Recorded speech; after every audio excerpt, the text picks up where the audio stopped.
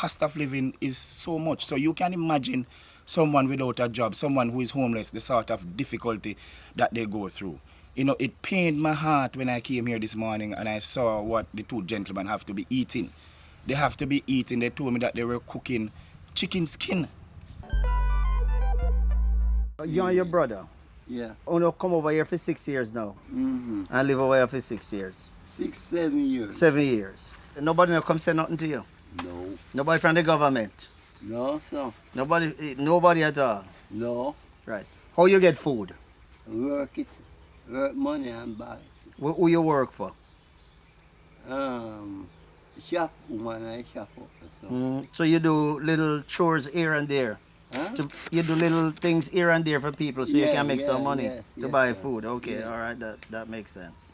Your brother do the same thing too? Yeah, Perry. Yes, man, I do the same thing. From there, I'm not saying I come outside all the while. Go out every day. How many brothers and And she sisters get you have? married, sister and brother. Apart from Perry, how many others? My brother and sister, one of them come down, the rest of them don't come. So when they come down here, what they come do? Come down here and talk to them and go. Just come talk to you? Yeah. So them don't bring like clothes and food and them something there? No. You can, yes, she give money, but she don't carry no clothes, no food from me. I noticed some new zinc sheets on the, over there. How no come by that? Who give you And the that? Red Cross, which is funny. Oh, so the Red Cross know about your condition Yeah, and they that came here and do that? Yeah, come over here all the while. M1. Jack over here all the while. Here you are, living in an abandoned building, clearly. That was once a community center. You and your brother, Yes, sir. for the past 7 years, barely getting through. The sanitary convenience is nil, right? You are able to do little chores around the community, grab some money to buy food. Have you ever tried to get help from the government? I mean, poor relief money. Yes. Yeah, man, they on the poor relief money. There's a lady run down here.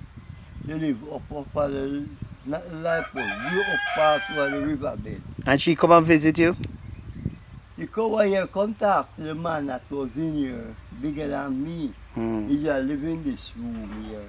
The guy left and go down like that Westman and Sablama and that. I never come back in here. So during the 7 years that you have been living here, Terrence, how many persons have come through here and stay and then leave? You know, I mean, homeless people. Oh, one little girl, they come and come live in that room here. So I think she's a nurse. She and her husband. So I am getting the impression that this is a place where homeless people will come and stay for a while until they get sorted out. And I come over this part of the land here, cause the man, but if them see them wire with them left from out of the yard, them go over here and order them out of the yard. So both your parents are deceased, right? Okay, you're in your 50s now, you say, right? You're 53 and Perry are 52. Yeah. All right, so what can you do? Car repair work. You're a mechanic? Yeah, the farm work. And you do farm work. Yeah. What do your Perry do? In the farm work. So it's rough on you, right? Yeah, man. And you want help? Yes, man. Want help, man. So your basic need right now is food Yeah. and somewhere to live, somewhere decent to live. Yeah. We're presently over by the Gilnock properties, we refer to here as the Gilnock property. The issue of homeless people, it is something that, you know, have been of real concern to me for some time now. A group of us, we have a development foundation, and we embarked on a mission recently to have a feeding program. The idea was that every Thursday we would go into another area, in particular in the Santa Cruz area. There are quite a few amount of homeless persons there, and a lot of them, when you speak to them, as you did today, their cry is food. They're hungry, they want something to eat. In fact, when you ran into me today, I was organizing some food packages for these persons over here because food is the major concern. The living condition is horrible as well. And I really think that the government, once and for all in St. Elizabeth, they have to stop and take a serious look at the homeless people in the parish. I know bits and pieces of things are done from time to time here and there. People from overseas will help. 1 and 2 government agencies will help here. The parish council will help. But I think there now needs to be a coordinated effort. One central body that brings everything together. Because we're talking about human beings. We're talking about the lives of our brothers and sisters, fellow Jamaicans. And the condition, it's just horrible. It pained my heart when I came here this morning and I saw what the 2 gentlemen have to be eating. They have to be eating. They told me that they were cooking chicken skin. They're eating chicken skin. And I know when you look sometimes at some of the restaurants across the parish, a lot of food is being wasted. In the school canteens, a lot of food sometimes is wasted. And I'm saying if we just have a coordinated effort, where we can start by looking at feeding them, and then we can move into dealing with their housing arrangement.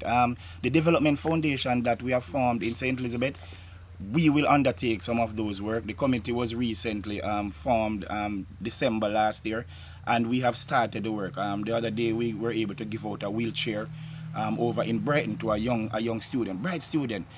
So this is one of the focus that we are concentrating on, and you're going to see a lot of assistance now coming towards homeless people. And in fact, the package that I will deliver today is coming from that effort which we started. In addition to that, it would seem to me that housing seems to be a critical issue for these persons. Are there any plans, afoot from your development to sort of look at the housing thing, even if you have to partner with private sector or government? Yes. So that these people can, have some resemblance. Definitely. In fact, a story broke the other day over in Silo in a community by the name of Windsor, where it was all over the social media, highlighting the condition in which a father and his 2 daughters were living. And we have been able to, make contact with international persons to, in the first instance, assist him with building material. But it is something that we're looking at in terms of, providing them with housing.